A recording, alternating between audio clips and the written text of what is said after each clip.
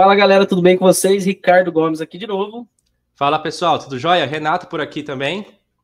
E galera, hoje a gente pensou, eu e o Renato aqui, a gente está discutindo há um tempo de qual vídeo que a gente ia gravar e o que a gente ia trazer para vocês essa semana. E a gente decidiu, por unanimidade, trazer algum dos principais nodes iniciais que você vai usar dentro do N8N. Então a gente vai falar um pouquinho de webhook, edit fields, if e HTTP request. Vai ser um exemplo bem rápido aqui. A gente vai fazer um comentário de cada um aqui dentro desses nodes. Talvez a gente caia para o N8N, não sei se vai ser necessário, mas de fato a gente está aqui para esclarecer algumas coisinhas para vocês, Renatão? Exatamente, acho bem importante vocês terem o conhecimento dessa base do N8N e esses daí a gente vai começar abordando, né, os principais nós que vocês podem usar no dia a dia da construção de qualquer fluxo. É o webhook, né, edit fields, if e HTTP request. Então, bora começar pelo webhook, né? Show de bola, Renato. Eu costumo falar, tá? A gente está aqui para fazer um bate-papo entre eu e o Renato. O Renato é um cara técnico, eu sou um cara simplificador, mas o Renato simplifica muita coisa. O que eu falo pro pessoal, Renato? Que esse cara aqui funciona mais ou menos como uma antena, tá? Aí você me corrige se eu estiver errado. E qual que é a minha justificativa para isso? Porque ele recebe sinais de sistemas externos. Então, se eu deixar ele ativado na metodologia correta, ele serve para receber um envio de algum sistema externo, alguma aplicação externa. Cara, é basicamente isso. O webhook, o que você falou tá perfeito, assim, a analogia que você fez. Mas basicamente o webhook ele é uma URL, um endereço que você deixa disponível 24 horas por dia para receber sinal mesmo, dados de qualquer aplicação que queira se comunicar com ele, entende? Então, por exemplo, você pode criar um webhook dentro do N8N para receber informações da Evolution, que são as mensagens que os clientes estão mandando para alguma instância.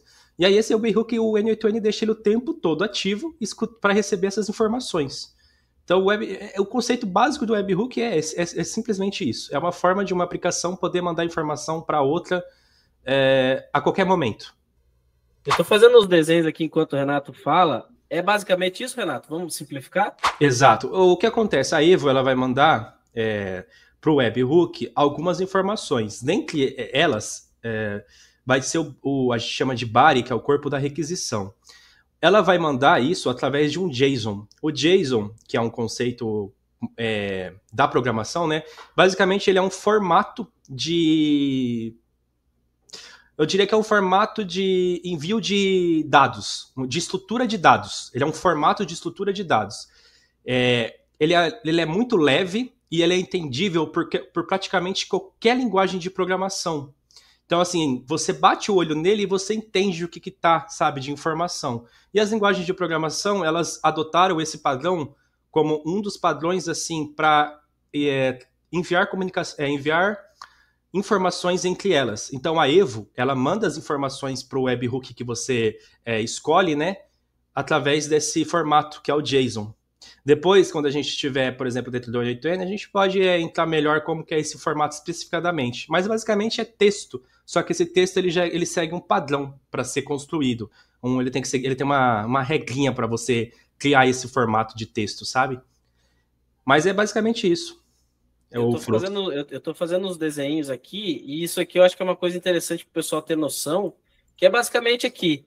A Evolution disparou, então essa requisição e no corpo dela as informações, e o webhook está disponível para fornecer para você tudo que veio dentro desse cara aqui.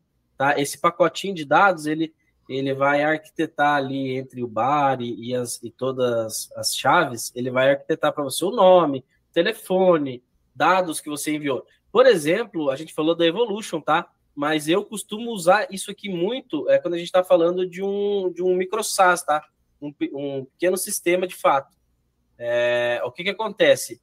Dentro do meu microSAS, eu costumo disparar uma informação para dentro do N8N. E aí, o que eu faço? Dentro da minha aplicação, eu preparo o corpo do JSON que vai ser disparado desse microSAS e cair no webhook. Aí nele eu coloco confirmação de pagamento, eu posso colocar informações como cadastro realizado, ou bater uma informação e retornar que às vezes o lead já está em atendimento, transferir para outro webhook para acionar um pós-venda. Então, as infinidades de utilizar o webhook como receptor de sinal é gigantesca, tá? E é de fato basicamente isso aqui. Evolution dispara um JSON padrão, o webhook coleta e disponibiliza para você usar isso aqui de maneira estratégica. Isso, exatamente. E é importante deixar informado, explicado para o pessoal, que o webhook em si, ele não filtra os dados, tá? Ele recebe e ele vai deixar disponível para o resto da sua aplicação. Para a gente fazer essa filtragem de dados, por exemplo, a gente pode usar outros nós, que são os nós que a gente vai explicar aqui, inclusive, né? Show de bola, Renato. É exatamente isso. Olha a bagunça que vem as informações aqui dentro do webhook. Isso aqui foi um disparo que o meu webhook recebeu do Evolution, e a gente tem aqui simplesmente uma bagunça generalizada de dados. E aí a gente tem outras maneiras de estar tratando essas informações. Renato, eu só vou pedir para você explicar esse cara aqui, que é o método do webhook. Esse método HDTP, basicamente, você vai especificar nesse webhook o tipo de operação que você está permitindo, que a outra aplicação vai ter que informar também para que a comunicação funcione perfeitamente. Eu vou tentar resumir melhor. A gente tem vários métodos. Esses métodos, eles basicamente dizem para a sua aplicação qual é a ação que a outra aplicação quer realizar dentro dela. Exemplo, o método GET, o método HTTP GET, sinaliza que para o seu N8N que esse serviço externo ele está querendo obter alguma informação do seu sistema. Ou seja, o GET ele não serve para salvar informações dentro do seu sistema, ele serve para obter informações. O delete, por exemplo, ele serve para deletar um dado, certo? O post ele serve para salvar informações ou enviar informações de forma segura. Quando a gente fala da Evo, por exemplo, ela obrigatoriamente impõe que o seu webhook tenha como configuração de método HTTP o método POST. Porque o método POST é o método seguro para você transacionar dados entre serviços, já que eles não ficam expostos no endereço do site que você está acessando, eles são enviados de uma outra forma, que fica oculta. Beleza. O PUT, ele é basicamente quando você quer atualizar alguma informação parcial, ou completamente. Então, por exemplo, vamos supor, eu quero atualizar o nome da pessoa. Então, você vai usar o método PUT. Quando você está criando um webhook, você entender esses métodos HTTP vai fazer com que você estruture um workflow mais seguro, porque você está adotando os padrões de programação, de criação de serviços, de API, enfim, toda essa parte da regra da indústria que a gente fala. A Evo, como eu acabei de mencionar, ela sempre impõe que o seu webhook esteja configurado com o método POST. Por exemplo, se você colocar o GET aí, a Evolution, quando ela mandar informação, ela não vai chegar aí. Porque a Evolution sempre manda através do POST. Isso é o mais comum, né, Renato? O pessoal manda no nosso grupo, que inclusive, se você não está no grupo, eu vou deixar aqui o link na descrição do vídeo. Acessa, a gente tem network diário, treinamentos, toda quinta-feira uma live falando sobre tecnologias, network e negócios. E a galera fala assim, não estou recebendo nada. A gente fala print webhook, é a primeira coisa que a gente fala. Lá está o método GET, o padrão vem GET, né? Aí você vem aqui e muda para POST. Tá? Então, vamos lá. Superados aqui a explicação básica do webhook, tá? Vamos levar o carinha para cima aqui. Deixa eu pegar todos aqui. E agora... Só ia mencionar, essa ferramenta de desenho, é bom a gente mencionar, ScaleDraw, recomendo bastante para quem quiser fazer planejamentos, mapas mentais, é uma mão na roda, ela é gratuita. A gente vai deixar na descrição do vídeo aqui, ScaleDraw, ok? Exatamente. Então vamos lá, Renato, eu vou desenhando aqui, mas a minha intenção é trazer para vocês que estão assistindo, basicamente, o que esse carinha aqui ele é capaz de fazer. Eu já mostro eles para você no N8N, mas vamos desenhar, que eu acho que desenhando a gente tem uma comunicação melhor. Por exemplo, esse cara aqui, ele pode vir chamado com uma tag bem... Vamos até pegar aqui uma tag, Renato, só para a gente... Deixa eu pegar o método JSON. Por exemplo, esse carinha aqui, push name. Tá? Então... esse carinha, ele vem com uma tag chamada push name, tá? E às vezes você quer organizar o seu fluxo de uma maneira que não apareça esse tipo, message contest info, tá? Aí a gente fala assim, ó, eu quero organizar o meu fluxo colocando uma arquitetura de dados ali mais compreensível tanto para mim quanto para o meu estagiário que vai implementar esse fluxo dentro de uma empresa, quanto o meu eu do futuro que vai ter que dar uma manutenção no meu fluxo dentro da empresa. O que a gente faz? A gente processa, eu vou até trazer para cá, essa informação push name, a gente passa ela por dentro do Edit Fields e a gente renomeia ela para a informação, para o nome que a gente quiser, basicamente. Então, isso daí serve para a gente filtrar da melhor forma os dados, organizar ele da forma que a gente espera que seja melhor para lá no futuro a gente prestar uma manutenção. E não só isso, né, Renato? Dentro deles, a gente pode também adicionar tags dentro das expressões que transformam os dados. Então, por exemplo, vamos dar um contexto aqui do que eu faço em alguns desenvolvimentos. Eu pego esse carinha aqui, ele se chama Remote JID. Deixa eu ver se eu consigo pegar um outro aqui. Então, basicamente, a gente utiliza algumas expressões, porque vou dar um exemplo disso aqui. Isso aqui é um número padrão da Evolution, tá? Quem vai começar a trabalhar com a Evolution aí, vai se acostumar a utilizar esse formato de número, que é o prefixo do país, é o DDD sem o número 9 ali, daquele prefixo estadual, e aí segue do telefone normal. Isso. O que eu faço às vezes? Só um detalhe, Ricardo, dá um zoomzinho maior, que aí o pessoal consegue enxergar melhor essa parte. Tá, show de bola. Perfeito, show. O que eu faço às vezes? Eu pego, dentro da expressão onde eu estou tratando, eu vou pegar lá, Remote JID, e vou transformar ele em telefone, né? Ou às vezes eu uso from, né? Mas vamos colocar aqui, ó, telefone. O ideal é você colocar uma nomenclatura que a gente fala que faça sentido para você depois, ao longo do fluxo e no futuro também, ou outra pessoa que vai mexer, né? Isso daí seria basicamente o telefone do remetente, que é quem está mandando a mensagem, né? Exatamente. Aí o que eu faço? Tem uma expressão que a gente pode até entrar no detalhe, aonde eu faço a leitura desse texto, eu removo tudo que tem para lá do arroba, né? E aí dentro dessa estrutura que é fixa, 5541, número de telefone, eu faço uma delimitação para que o 55 esteja entre parênteses, o 41 esteja com espaço entre o 55 e o 9, e o 9 esteja separado ali na metade com um tracinho. Qual que é o objetivo disso? De fato, é utilizar essa informação para mandar uma mensagem no futuro. Então, vamos lá.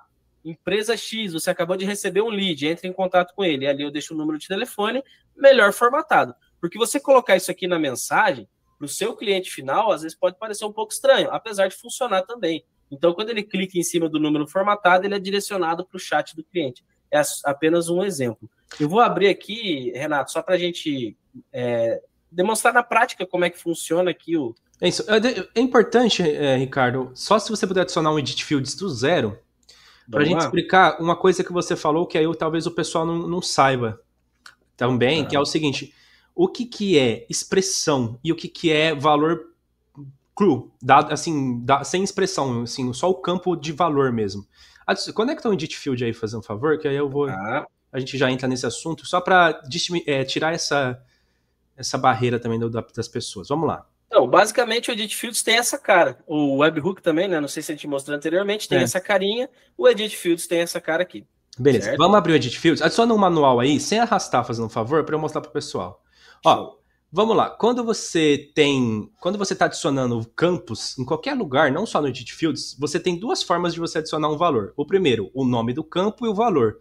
Só que você tem um modo fixo, que ele vai sempre ser aquele valor, ou tem o modo expression. Esse expression é quando você coloca um dado dinâmico ou você quer realizar algum tipo de código extra para tratar o dado.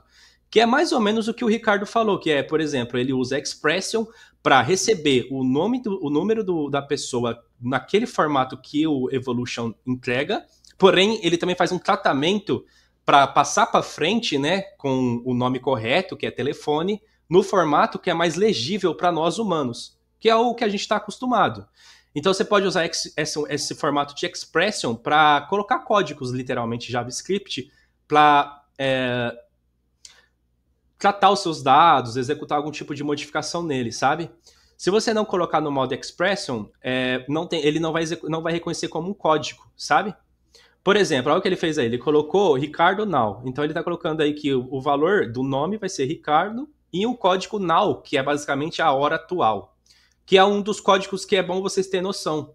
Se você coloca esse código now, igual ele colocou, ele vai mostrar a data e hora atual.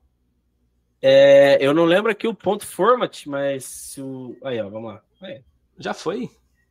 Tá pronto. Aqui ele tá no padrão americano. Daí a gente poderia pôr aqui, né, Renato? DDMM, YY. Isso, DDMM, YYYY, que é o formato brasileiro. Aí, ó, 30... Opa! Coloca MM tudo maiúsculo para ver. Eu acho que é isso mesmo, MM maiúsculo. Aí, ó, 30/9/2025, a data que vos falamos. Perfeito. Pessoal, desculpa, Ana. Pessoal, é basicamente isso aqui escarrado, tá? Você viu que o fixo ele não muda conforme, ó, aqui a gente tá, eu poderia pôr hora aqui, Renato. Coloca, dá Ctrl Z, que aí você pega do jeito que estava antes, aí ele volta, ou então tira o format também. Tá, e se eu for trazer hora aqui, tá, vamos lá, beleza, hora. Então, olha lá, eu tenho aqui agora, eu trouxe esse dado. Se eu atualizar ele, passou alguns segundos, ele já vai trazer para mim outra informação, mas o Ricardo nunca mudou. Por quê? Porque o Ricardo está na operação fixa. E aqui, o N8N ele é poderosíssimo nisso. A maioria dos campos ele tem fixo e expressão. Tanto na entrada, que é o nome que você quer pôr, quanto no dado que vai receber. Então, dentro do Edit Field, você pode pôr expressão até no nome do arquivo que você quiser, no nome do conteúdo, né, se for a sua necessidade. Normalmente, o nome é fixo e o resultado que ele recebe é dinâmico. Não, desculpa, Ricardo, mas é importante também a gente mencionar que esse expression, ele não serve só para o Edit Fields, ele vai estar em vários outros nós, muitos nós mesmo. O que eu vou trazer para vocês aqui? Ó? Eu vou arrastar o push name, certo? E aqui eu vou renomear ele para from, né? From name, ok? É o que eu normalmente utilizo. Vocês viram aqui, ele não está escrito Ricardo Gomes aqui. De jeito nenhum aqui está escrito Ricardo Gomes. Mas o resultado dele se torna Ricardo Gomes quando eu dou um execute aqui. Ele até aparece para mim, né? Uma prévia do resultado. E a gente tem Ricardo Gomes aqui, que é o exato nome que veio do envio, né? Daquela recepção de dados que o webhook fez. O webhook ele habilita aqui os dados crus, como o Renato falou, e eu estou tratando os dados aqui de alguma forma. Isso, criando variáveis, né, assim, personalizadas, com o nome que você acha mais fácil para você, que você gostaria que tivesse no decorrer do fluxo, né, daqui para frente. É importante, uma dica também que eu daria, colocar exatamente o que você está fazendo agora. Renomear esses nós para o que você está fazendo. Por exemplo, aí ele colocou o nome YouTube para simular. Mas vamos supor que esse nó aí serve para normalizar os dados, criar valores padrões. Eu colocaria normalizar dados, por exemplo, ou filtrar dados, sabe? Então, você colocar todos os nós, você colocar o nome exatamente do que está sendo feito. Fica visualmente fácil de entender o cada ponto do fluxo também. E, gente, eu trago para vocês aqui a necessidade de usar o Edit Fields e não ficar trazendo a informação diretamente do webhook. Por quê?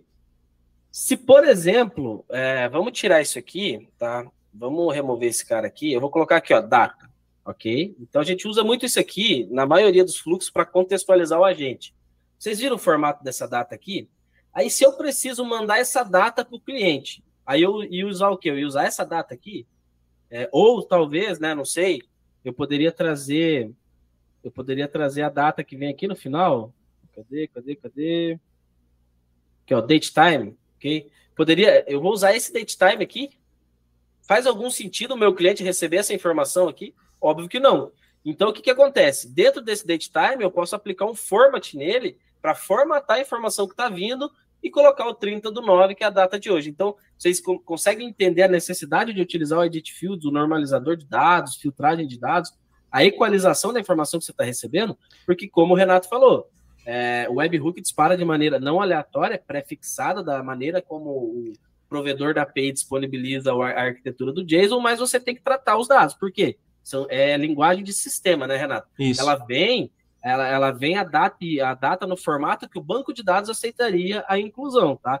Também não adianta você jogar para o teu banco de dados 30/9/2025 lá, que ele vai dar algum erro. Você tem que mandar do formato que cada arquitetura aceita. Nesse caso, a gente está falando com o humano, eu vou formatar para a arquitetura que o humano aceita, e basicamente é isso. E essa dica que você deu aí, cara, tipo, é basicamente uma pérola, porque você evita, por exemplo, porque cada nó que você usa estava referenciando a data, você teria que aplicar a formatação depois, porque você está referenciando o webhook e não o edit fields. Com edit fields, você só mexe aí e todos os outros nós vão ler esse formato. Cara, isso daí foi perfeito, cara. Muito bom mesmo. Então é basicamente isso. O Renato aí expressou a preocupação, e a minha também, de que a galera que nos acompanha comece a usar o edit fields. Poupa tempo, poupa bagunça que é dentro do seu fluxo, né? Retrabalho. Fazer a nomeação, retrabalho. E lá na frente, quando você pegar aquele cliente que está 1 ano com você e você nunca abriu o fluxo dele, você vai ter que atualizar alguma informação, é muito mais fácil que esteja tudo normalizado, com informações coerentes, com nome de tags compatíveis com o que você vai lembrar lá na frente. Então, ajuda na manutenção, ok? Perfeito. Agora, a gente já tem os dados que de fato a gente necessita, né, para desenvolver esse fluxo. E o que a gente pode fazer com eles, de repente? A gente pode usar o if, né, que é um outro nó primordial, que ele funciona em vários contextos, tá? Para fazer algum tipo de verificação em cima de algum dado e tomar uma decisão com base no retorno dessa verificação. Então, acho que é bom a gente entrar agora exatamente nesse nó if, né, Ricardo? Show de bola. Vou até ver se eu consigo deixar ele verdinho, porque o if tem uma cara de verde que eu nunca vi. Vamos lá. Boa. Pessoal, basicamente, if, tá? Quem aqui é acostumado, trabalha em empresa que tem Excel, ou dentro da sua empresa tem Excel, não vai se assustar com isso aqui, porque isso aqui significa o quê, Renato? C. Isso é o C. Esse é o Exatamente. Ele, basicamente, qual que é o princípio dele? É fazer uma comparação simples. Uma comparação que você é quem vai definir. E ele vai comparar esses dados, esses valores, o valor A com B, e vai retornar sempre o mesmo resultado. True, que é verdadeiro, ou false, que é falso. Com base nesse retorno, você vai escolher qual caminho você quer seguir. A gente pode pegar como exemplo, vamos ver assim, ó, essa condicional aí, você tem o número do usuário. Vamos supor que você faz uma verificação se o número dessa pessoa está cadastrado num banco de dados. Vamos dar um exemplo meio já um pouquinho avançado, mas só se apegam ao conceito da coisa. Se ele tiver cadastrado no banco de dados, você segue ele para um fluxo normal. Se ele não tiver cadastrado no banco de dados, você segue ele para um fluxo de primeiro cadastro, primeiro contato, ou alguma coisa nesse sentido. Claro, você pode usar para vários tipos de comparação. Por exemplo, você poderia simplesmente verificar se esse número que você recebeu é um número que você autoriza a conversar com o robô, às vezes, sabe? Com o robô não, com a gente, né, de IA. Enfim, você escolhe o tipo de verificação com base no contexto da onde você está fazendo, onde você vai precisar fazer essa comparação no seu workflow, sabe? Qual a etapa que você está no seu fluxo. Mas esse é um exemplo que eu dei básico, tipo, o retorno da comparação do se é sempre true ou false. É isso que você tem que entender. Mas a gente pode entrar lá dentro do N8N e mostrar os tipos de verificações que tem, né, Ricardo? Basicamente, o que o Renatão explicou aqui pra gente é o beabá da questão de if, né? A gente tem que, igual eu falei, tem que tomar cuidado para não colocar muito if, não ficar muito complexo, mas vamos lá com um exemplo básico. Antes desse node de if aqui, a gente teria uma query personalizada para buscar no banco de dados e ver se o registro existe. Então, ela vai buscar esse número de telefone lá na tabelinha de telefone, de cadastro, e vai olhar se na coluna telefone ele existe. Se ele existir... e vai trazer os dados, né, desse número, com base nesse número.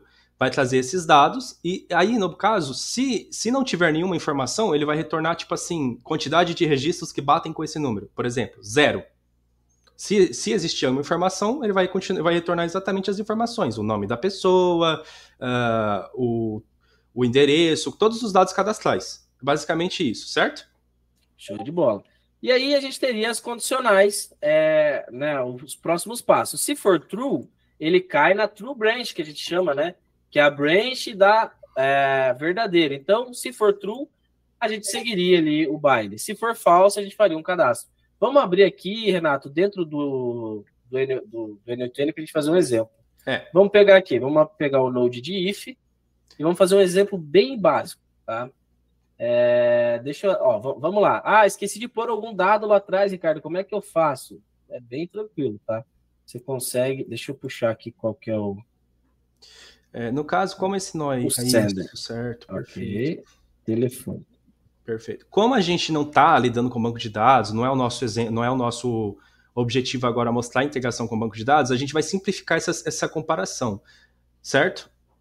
Ó, eu tô fazendo aqui o beabá, tá? Eu tô olhando, tô fazendo uma query, tá? Entre muitas aspas, gente, por favor, uma query dentro do meu banco de dados para ver se telefone corresponde ao que o cliente está me chamando, tá? Então, se for verdadeiro, aí eu vou definir uma condicional, tá? Então, vamos lá. O que acontece? Se o telefone for igual ao que eu estou listando aqui, você pode ver o resultado do telefone, ele é exatamente o resultado fixo que eu deixei aqui, tá? Seria mais ou menos o retorno, né, Renato? Esse resultado fixo seria o retorno do banco de dados. Então, isso. A minha expressão tem esse resultado, a comparação dela bate com esse resultado. Então, se os dois são igual, aqui a gente tem uma expressão de... Explica aí, Renato, vamos lá. Bom, aí que tá uma das mágicas do Si. Existem vários tipos de comparação que você pode fazer, certo? E vários tipos de dados. Vamos entrar no primeiro, que é string. String é texto. Beleza, dentro do texto você pode fazer vários modos de comparação. Esse daí você está fazendo o mais simples de todos, que é verificar se o valor A é igual ao valor B. Você também pode verificar se o valor A é diferente do valor B, se o valor A simplesmente está vazio, se o valor A, tipo assim, deixa eu ver um outro exemplo. Coloca na opção de string lá, porque eu acho que você está na versão de número, string. Tá. Se ele contém um texto, enfim, tem várias, contém algum termo, né, específico, tem várias comparações que você pode fazer. Isso vai depender do contexto do workflow. Vamos supor que você está trabalhando com números realmente, literalmente números. Você pode verificar se o número ele é maior que um número específico, menor que um número específico, se ele é maior ou igual, menor ou igual, sabe? Também tem como você trabalhar com data e time, que a gente fala, né? Data e tempo. Você pode verificar se a data é maior ou menor que agora, se está no passado, está no futuro. Tem várias comparações que você pode fazer. Tem os valores booleano. Booleano, ele é um tipo de dado que a gente fala que é verdadeiro ou falso também. Vamos supor que naquela consulta do banco de dados, ao invés dele retornar literalmente os dados do registro, ele retornaria só true ou false. Nesse caso, você compararia se o retorno foi true ou false também, sabe? E aí esse if ia te mandar para a branch correta, né, que o Ricardo explicou. Existem vetores também, que aí são um formato de dado que ele tem várias informações dentro dele, sabe? Esse vetor é bom a gente explicar com calma em um outro momento. E objeto também, que ele é um formato fixo de armazenar informações. Cada item desse vai depender da operação que você está fazendo. A gente sabe que quando a gente está lidando com esse do Edit Fields aí do telefone, ele não é um número, ele é um texto. Por quê? Ele está misturado ali, está embaralhado com o arroba, né, s.whatsapp, se eu não me engano. Então ele é um texto. Então a gente vai dentro dessa opção de string. O que a gente quer fazer nesse caso? Um exemplo, né? A gente quer comparar se o telefone que está mandando mensagem, certo? Que é o telefone que pode ser qualquer valor, isso é dinâmico, por isso que ele está dentro de uma expression. Isso está vindo do Edit Fields, né? Que já filtrou tudo pra gente. Ele é igual a um valor fixo. Por que a gente está fazendo isso? Para simplificar para vocês agora na explicação, tá? Significa que se eu, por exemplo, mandasse mensagem para esse número que está na instância, eu não seria recepcionado pelo agente, porque o meu número é diferente desse número fixado aí. É basicamente isso. Dentro do false, você poderia simplesmente mandar você não tem autorização para conversar com o agente, com esse bot. Perfeito, serve até para mim essa explicação muito interessante. Como o Renato falou, a gente tem as saídas, a gente já entra nesse assunto. Aqui a gente fez o mais básico, né, Renato? Como você falou, se é igual ao telefone fixo que eu deixei. Mas eu gostei tanto da sua explicação que a gente poderia usar o contains, né? Isso também, com certeza. Então, o que eu poderia fazer aqui? Eu poderia falar se esse valor contém WhatsApp. Vamos ver se vai dar certo? Aqui, ó, retornou na True Branch também. Por quê? Porque esse valor ele contém a palavra chamada WhatsApp. Eu uso isso aqui muito no output da IA, ou no output da IA normalmente. Eu faço o quê? analisar se no outbound contém a frase direcionamento para supervisor, para analista, para um humano, para um especialista, para alguém. Por quê? Se conter alguma semelhança com aquilo que eu estou buscando, que eu deixei pré-fixado, aí ele sobe para informar um grupo da empresa que tem alguém querendo falar com o humano, que tem alguém buscando informações personalizadas que ele não quer falar com a IA. A gente usa muito para isso. Então, vocês viram aqui, eu posso utilizar, se eu colocar aqui, ó, se eu colocar igual a, ele vai dar false branch, tá? Por quê? Porque esse valor, ele é diferente de WhatsApp, ele é um valor diferente, ele tem o telefone, ele tem o ponto, o arroba, o S, o net e tal, assim por diante. Ou seja, ele cai... Não, perdão, mas ou seja, esse caso aí, ele tem que ser literalmente igual. Tintim por tintim. Perfeito. Exatamente. Então, contains igual. Boolean é uma coisa que você vai usar bastante daqui para frente. O array, como o Renato falou, precisa um pouquinho mais de contexto. A gente usa para buffer, né? Isso. Quando vem um array muito grande, aí você faz separações e tal. Você compara o que tem dentro dele, mas de fato é uma coisa que a gente pode tratar em outro momento. Mas a gente pode resumir que o array ele é uma lista com vários dados. Exatamente. Ele é igual o vetor que quando você aprende na escola, eles são os vetores, né? Ok. Então vamos lá. Vamos dar um exemplo aqui. Vamos trazer para o Edit Fields. Vamos falar com o Edit Fields de novo. Estamos aqui para falar com ele, pô. Dentro do... se for verdadeiro, tá vendo que ele passou? Ele tá marcando como verde aqui nesse cabinho aqui, porque ele passou, tá? Isso aqui basicamente é o famoso verdinho da programação. Deu verde é porque tá funcionando. Então vamos lá. A gente pode trazer o telefone de novo. E aí a gente traz telefone e ele vai listar telefone para mim. Se for falso, o que vai acontecer? Vamos lá? Então aqui eu posso colocar o... Não, você tem que clicar no Edit Fields de novo, né? Você tá dentro do if? Não, eu vou simular um falso aqui. Ah, entendeu? Entendi, desculpa, peço perdão. Não, tranquilo. Então vamos lá, eu vou simular um falso aqui. Então eu coloquei se contém falso, não vai conter, ele vai para false branch. Vamos lá? Aí ele cai para mim aqui. Aqui a gente normalmente coloca basicamente isso aqui, mas isso aqui não é o caminho das pedras, não. Aqui é só um exemplo. Poderia, por exemplo, se o número não... o exemplo que a gente trouxe lá. Se o número não está cadastrado, ele cai no cadastro do banco de dados. Se não, ele segue para o atendimento normal. Basicamente o que a gente desenhou aqui, né? Então, se tá verdadeiro, na True Branch, ele cai para o normal, se não, ele cai para o cadastro. Eu só trouxe aqui para vocês entenderem que se ele der false, ou você deixa um node morto, que não é o recomendado, né? Normalmente a gente coloca aqui um alerta antes do no operation, você coloca um alerta, ó, tal expressão foi detectada como falsa, e aí você avisa em alguma... Se for necessário, se não, você coloca o no operation e beleza, ok? É interessante explicar para o pessoal o que é esse no operation, Ricardo. Vamos lá. No operation é o queridinho da galera para quando você quer finalizar o fluxo e não deixar ele com o caminho solto aqui, tá? Então, o que a gente faz? Trouxe para um caminho que não convém, eu não vou atender com o bot. Por exemplo, quero falar com o humano, eu não quero que o bot faça nada, que o nosso agente de IA não faça nada, eu posso jogar ele para o no operation. Aqui ele finaliza a operação do fluxo. Isso. Tá? Não, pode falar. O fluxo não fica em stand-by, né? Que são as executions. Ele não ficaria aguardando alguma informação de alguma forma, ele cairia no operation e ele tem a função de matar o fluxo de alguma forma. Isso, e ele não retorna nada, né, no final das contas também, né? Exatamente. Perfeito. Ele não vai dar erro, ele não vai sinalizar algum tipo de informação incorreta, ok? Perfeito, maravilha. Então a gente... Vamos falar desse carinha aqui. Desculpa, Renato, vamos lá. Eu tenho um pouco de medo dele, mas eu gosto dele e a gente vamos dar esse exemplo aqui, Renato, ó. Se for na false branch, tá? Porque na false branch a gente cadastraria no banco de dados, pode ser? Mas pode ser, fica à vontade. Você escolhe o que você achar melhor aí nesse caso. Esse carinha aqui, HTTP request. Tá, vamos lá. Vamos começar explicando o conceito do que é o HTTP request, né?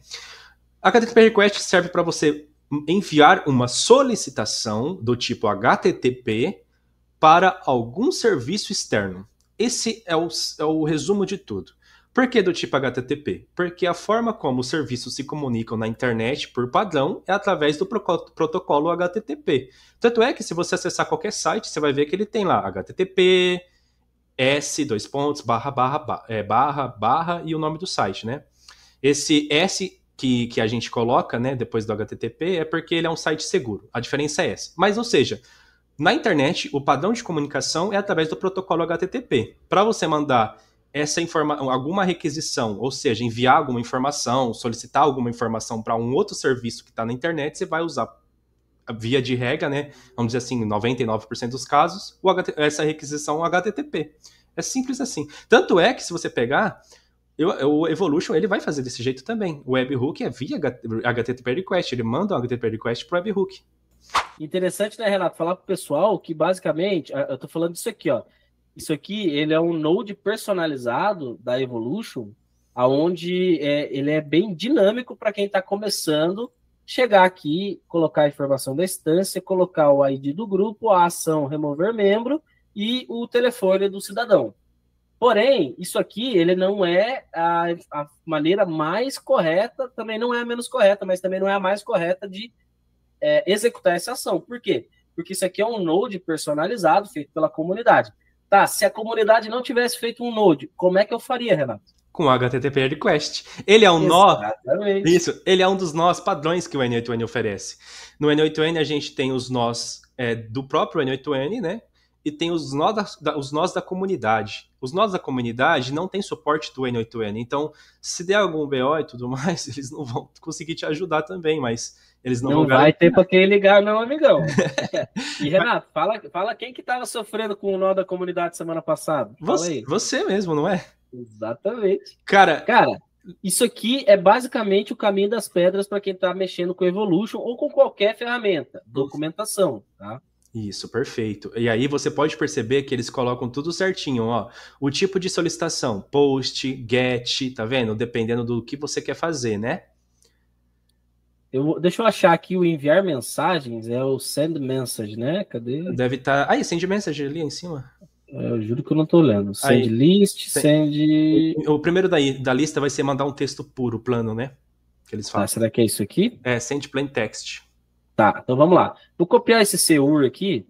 Gente, isso aqui é um pouquinho mais complexo, mas não tem problema nenhum a gente mostrar só só por cima, né, Renato? Vamos dizer assim. Isso. Não vou colocar credencial nem nada. Normalmente, as documentações, elas disponibilizam esse carinha aqui. A customização da informação, você só pega e altera ali o que você precisa mexer, coisa e tal. Basicamente, por padrão, como o Renato falou, a HTTP Request tem esse import de CUR aqui. Então, você pode colar o CUR, importar ele. Aqui a gente vai ter a URL, que a Evolution API solicita como padrão. Aqui, no caso, a URL do seu servidor. Aqui vai ter o comando que a URL vai executar, então ela vai enviar um post, né, Renato? Isso. Com a informação, a URL, a instância, e esse carinha do meio é o comando do que a Evolution vai receber e processar. A instância está aqui na frente, aqui é método de autenticação, tá? Aqui ele está da pior forma possível, né, Renato? A gente tem diversas outras formas aqui, o generic credential, o credencial definido e tal. Recomendamos sempre usar o genérico, mas eu acho que é um papo um pouquinho mais para frente. Aqui vem o nome da tag dentro da Evolution API da sua API Key, o valor da sua API Key. Isso a gente está falando de N8N, mas funciona para o Postgres, funciona para uma ferramenta externa que tem aqui essa mesma a gente poderia dizer, por exemplo, o Google Calendar, ele também tem. É óbvio que ele tem um nó do próprio N8N, mas eu posso dizer que ele também tem como fazer pelo HTTP Request, por exemplo. Correto. E aqui o body, que é basicamente aquilo que o Renatão falou. O que acontece? Quando você dispara uma mensagem, a Evolution API te manda um JSON, certo, Renato? Exato. Quando você dispara esse request, é você que está mandando um JSON para nossa amiga Evolution.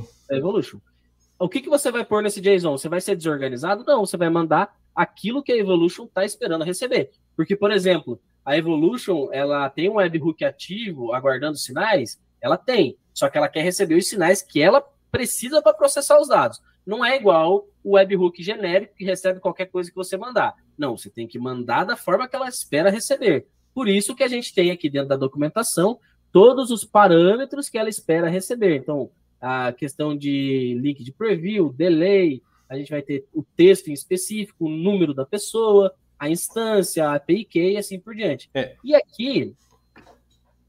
E aqui, basicamente, seria o valor das expressões. Então, vamos lá.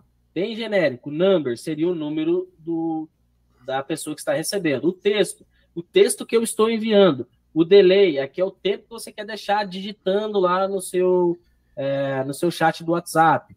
Aqui o link de preview a gente não utilizaria. A questão de mentioned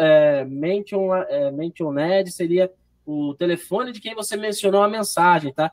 Normalmente, tá, Renato? Eu vou até simplificar aqui, a gente utilizaria apenas esses dois carinhas aqui, esses três carinhas aqui, tá? Exato. Seria o número, o texto e o delay. Só apaga essa chave que ficou na linha 6, porque aí isso pode apagar. Perfeito. E aí apaga a vírgula, perfeito. É só, na verdade, basicamente seria esses carinha aqui, né, Renato? Exato, é isso. Por conta que nem sempre vai ser obrigatório todos os campos. Como que a gente identifica se é obrigatório ou não? Se é um serviço que está bem documentado, né, ele vai te falar o que é obrigatório ou não. Às vezes ele não fala também, aí você pode ir por tentativa e erro, né? Mas em teoria você procura lá na documentação que ele realmente te coloca como informação obrigatória para aquilo realmente funcionar, aquela ação que você quer fazer.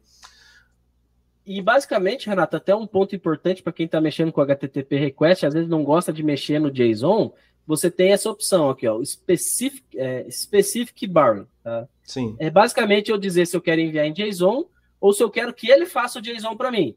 Então, aqui eu teria, por exemplo, basicamente a mesma estrutura que eu tenho lá do outro lado. O number, né? Isso. E aqui o valor do number. Aqui eu teria o text, o valor do text. E aqui eu teria o delay. Isso. Delay. É delay, né? Acho que é com A, né? Tá. Isso. E aqui eu teria o valor X, Y, Z de cada item, né? X, X e X. Aqui, normalmente, é uma expressão que você arrasta para cá, como a gente estava falando. Expressões dinâmicas, coisa e tal. Isso aqui, o que acontece? É uma maneira fácil de você organizar as informações e quando o HTTP request for enviar a informação, ele vai compilar isso aqui num JSON, basicamente aquele JSON que a gente estava trabalhando anteriormente, que é esse carinha que estava aqui. Isso, exatamente. E quem faz essa parte, no caso, é o N8N, né? Ele abstrai as coisas para você. É uma das vantagens de você usar o N8N. Exatamente. Ele tem esse formato que você falou aí. Tá, eu perdi aqui o formato, mas eu acho que ficou claro, né, Renato? Você acha que ficou alguma dúvida? Não, Ricardo, tá perfeito. A explicação é isso mesmo, cara. O conceito em si é que quando a gente vê um termo, a gente às vezes se assusta, HTTP request, mas, cara, é basicamente isso. É só a forma de você mandar uma informação para um serviço, uma requisição, um pedido. O pedido pode ser salvar uma informação, pode ser me devolver uma informação, pode ser executar uma ação. É basicamente isso. Eu abri aqui para vocês um Node bem antigo meu, quando eu estava começando a mexer com essa parte aí de N8N, HTTP request. Era a necessidade de um cliente fazer cotação em uma plataforma de fretes bem famosa, Frenet, e aí ela não tinha esse carinha aqui, ó. Então eu tinha o ViaCep, que era para buscar os CEPs, eu tinha isso aqui como Node nativo do N8N, seja da própria empresa, ViaCep, ou seja, da comunidade que desenvolveu. Mas a Frenet não tinha. Então, eu tive que usar esse carinha aqui. Tá. Mas é basicamente isso. O método deles era post, ok? A URL que eles precisavam estava disponível dentro do site da solução. Eles necessitavam que o header ali contesse o token, o valor do token. No body, eles tinham uma sequência de informações. Então, olha quanta coisa que eu tinha aqui. Tá? Era exatamente o que eu precisava aqui. Certo? E aqui as informações para compor esse meu JSON e enviar de maneira organizada, que no meu caso não está tão organizado. Mas eu fazia muita coisa aqui, por exemplo, a quebra das mensagens que eu recebia e até mesmo a mensagem que a IA gerava para mim, eu quebrava em valores fixos para que eu pudesse usar no JSON do HTTP request seguinte. Então, basicamente aqui, eu conseguia disparar um sinal para esse site, para essa solução, e retornar para mim cotações básicas de frete baseado na mensagem do cliente dentro do WhatsApp.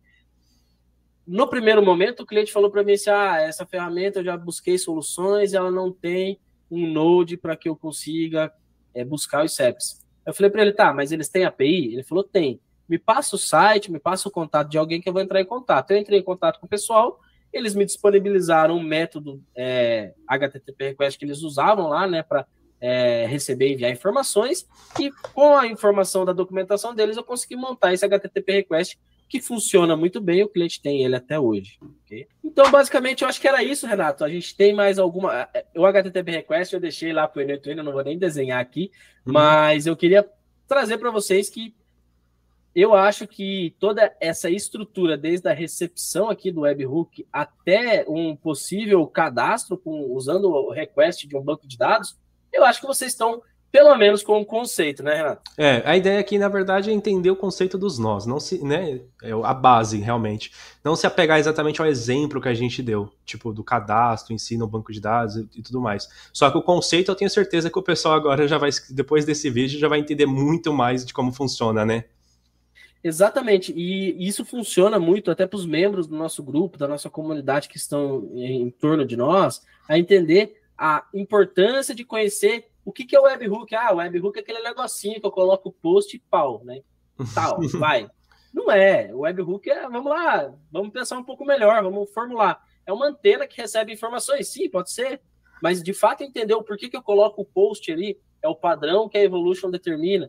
Por que ele manda os dados crus e eu tenho que tratar? Porque a Evolution está disparando a informação. Você pode ter certeza absoluta, né, Renato? Que essa informação que eu estou enviando para a Evolution aqui, ó, que eu listei aqui no final, que eu vou mandar esse catatal de coisa, ela tem uma maneira de tratar os dados, às vezes formatar do jeito que eles precisam para usar dentro da API. Você não tem a dúvida nenhuma que eles tratam a informação que eles recebem, apesar deles terem um padrão delimitado. Ok, tem um padrão, mas eles fazem o tratamento. Exatamente, e eu como programador posso confirmar isso daí ainda mais. A gente coloca até validadores, se você não mandar no formato correto, já rejeita tudo e manda uma mensagem de erro, que aí são as mensagens de erro que retornam quando você realiza um HTTP request, né? Então a gente valida 100% dos casos, a gente tem que validar tudo, porque tem que garantir que realmente a informação que ele está mandando é uma informação válida. Por exemplo, aí ele está dando um retorno. E os erros são diversos. Esse primeiro aqui é porque eu não tenho API key, eu não tenho a URL correta, as informações estão todas vazias com essa tag string, ele nem se conectou, né? Não teve nem conexão. Mas se a conexão tivesse faltando o número do usuário, ele ia passar um 404 aqui normalmente, né, Renato? 400, na verdade. 400, desculpa. E dentro do corpo do erro, ele ia possuir ali a informação, que o number está incorreto, algum retorno, eu tenho certeza lá que a galera da Evolution API colocou como padrão a mensagem, ó, a tag is numbers incorrect, é uma coisa assim, vai ter o erro ali, e vai ser autoexplicativo. Isso. O número está faltando, ou o número está no formato inválido, o número não encontrado. Vários erros eles podem disparar. Que aí é um outro assunto que a gente pode detalhar depois sobre essas questões de código de erro, né, Ricardo? Exatamente. Tem um carinha bem especial que eu acho que para você viver ele, você tem que viver esse processo aqui, né? Aquele negócio, né, Renato? Para viver o node error, você tem que viver o webhook, o if, o edit fields e o request. Ver a coisa dando errado. A gente possui um node que te alerta, faz um tratamento de erros, dispara num outro webhook, se for necessário, para avisar, galera, deu ruim, o número está correto, está tudo batendo correto, mas a Evolution deu pau. Tem um node que avisa você, tá? E ele é um node, se eu não me engano, deixa eu ver aqui, é o error, né? Ó, trigger error. Esse cara aqui é bem completo, acho que a gente precisa, né? Na verdade, esse trigger erro, ele recebe as informações normalmente de um cara chamado error. Esse aqui, ó. Então, a gente tem algumas opções. Normalmente, alguém aciona esse carinha aqui de outro fluxo, ou se ele poderia estar aqui embaixo, né? Para ele ser acionado em produção também. Então, é basicamente isso. Para que a gente viva alguns deletes aí do N8N, a gente tem que passar pelo processo, a maturação de fato, ok? Perfeito. Maravilha. Acho que por hoje tá bom, né, Ricardo? Tá pago, né? Semana. Perfeito. Pessoal, eu queria agradecer você que está aqui. Eu acho que o vídeo vai ficar um pouco longo, mas eu acho que é necessário. Cada passo desse aqui é importante a gente trazer. Eu e o Renato, a gente tem um grupo de networking, negócios e N8N, IA e muita coisa tá rolando, né, Renato? A gente está evoluindo esse canal aqui, a gente quer evoluir cada vez mais. O Renato é um excelente professor para aquele cara que quer aprender a programar raiz. Eu faço também a minha parte de consultoria com o N8N, o Renato também, então a gente está unindo forças aqui, a programação raiz com no-code, vamos dizer por aí, e a gente está tentando entregar o melhor conteúdo que a gente puder. Então, se você precisa de ajuda, a gente está à disposição. Perfeito. Valeu, pessoal. Valeu, pessoal. Muito obrigado e até a próxima. Tamo junto.